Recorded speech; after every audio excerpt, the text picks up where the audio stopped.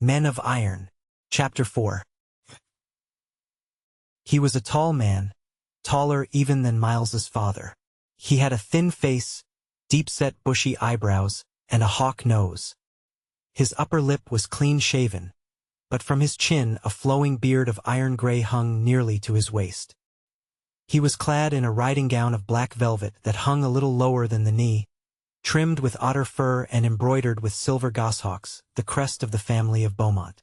A light shirt of link mail showed beneath the gown as he walked, and a pair of soft, undressed leather riding boots were laced as high as the knee, protecting his scarlet hose from mud and dirt.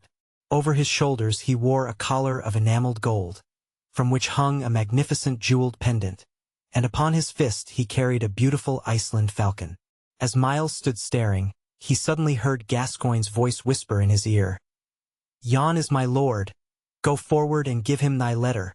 Scarcely knowing what he did, he walked towards the Earl like a machine, his heart pounding within him and a great humming in his ears.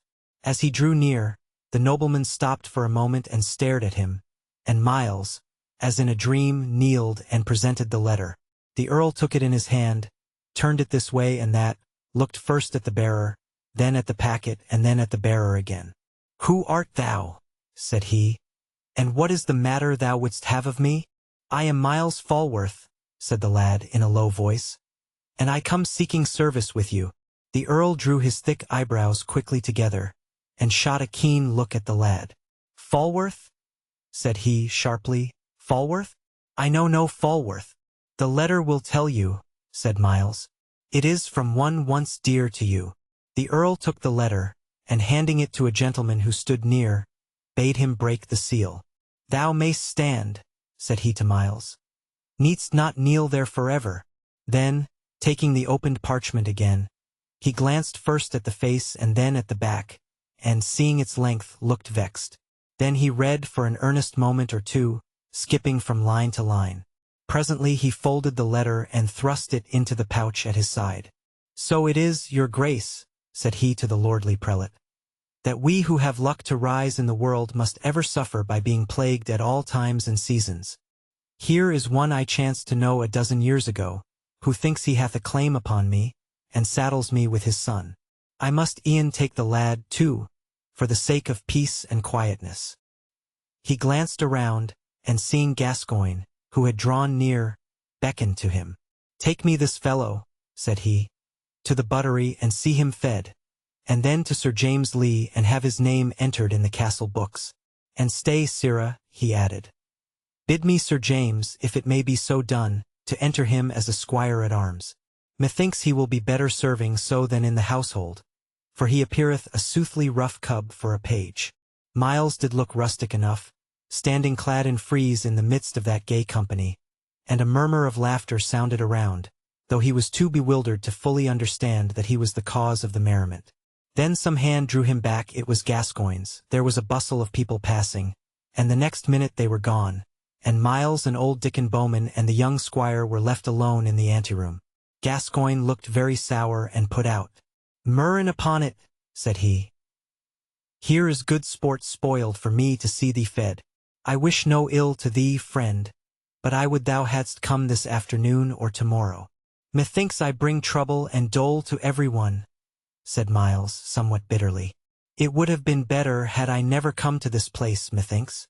His words and tone softened Gascoigne a little. "Ne'er mind," said the squire. "It was not thy fault and is past mending now. So come and fill thy stomach, in heaven's name." Perhaps not the least hard part of the whole trying day for Miles was his parting with Dickon. Gascoigne and he had accompanied the old retainer to the outer gate, in the archway of which they now stood, for without a permit they could go no farther. The old bowman led by the bridle rein the horse upon which Miles had ridden that morning. His own nag, a vicious brute, was restive to be gone, but Dickon held him in with tight rein. He reached down, and took Miles's sturdy brown hand in his crooked, knotted grasp.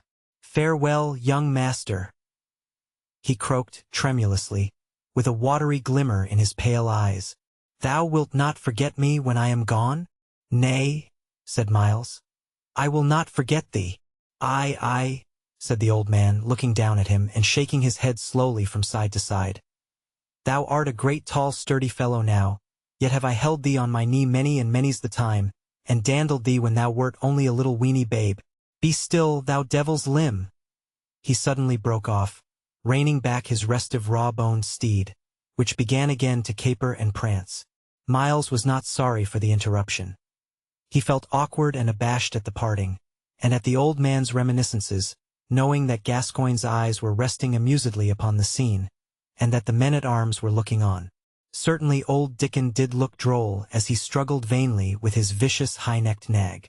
"Nay, a murrain on thee, and thou wilt go," cried he at last, with a savage dig of his heels into the animal's ribs, and away they clattered, the led horse kicking up its heels as a final parting, setting Gascoigne fairly a-laughing.